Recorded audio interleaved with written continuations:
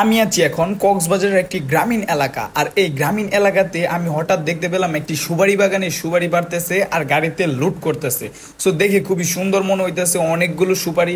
So এই কক্সবাজারে আসলে আর আপনি গ্রামীণ এলাকাতে এক্সপ্লোর করার সময় এরকম দৃশ্য পেতে পারেন সব সময়। তাই এই সন্ধানে আমি কক্সবাজারের একটি গ্রামীণ এলাকা ঘুরতেছি, আর এই সুন্দর মনোরম পরিবেশটা আপনাদেরকে দেখানোর জন্য আমি ভিডিও স্ক্রিপ্ট করেছি। আর অবশ্যই যারা কক্সবাজারে আসবেন একটু সময় নিয়ে গ্রামীণ এলাকাটা এক্সপ্লোর করতে চেষ্টা করবেন, খুবই ভালো লাগবে, খুবই সুন্দর পরিবেশ। যে জায়গাটাতে আছি বর্তমানে ওই জায়গার চতুর্দিকে বলতে গেলে এটা হচ্ছে কক্সবাজারের একটি গ্রামীণ এলাকা।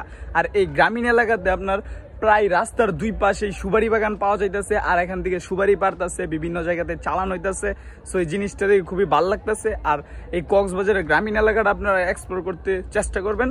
সো সবচেয়ে বেশি ভালো লাগবে এই সুপারি বাগানগুলো দেখে। আর এই সুপারি বাগানে যেহেতু ভালো লাগছে, তাই এই সুপারি বাগানের ভিতরে আমি একটা রুম ভাড়া নিয়েছি, যেখানে থাকবো আর প্রকৃত নেচারটাকে খুব কাছে দেখবো। ওকে, আর আমার ঠিক পাশেই সমুদ্র।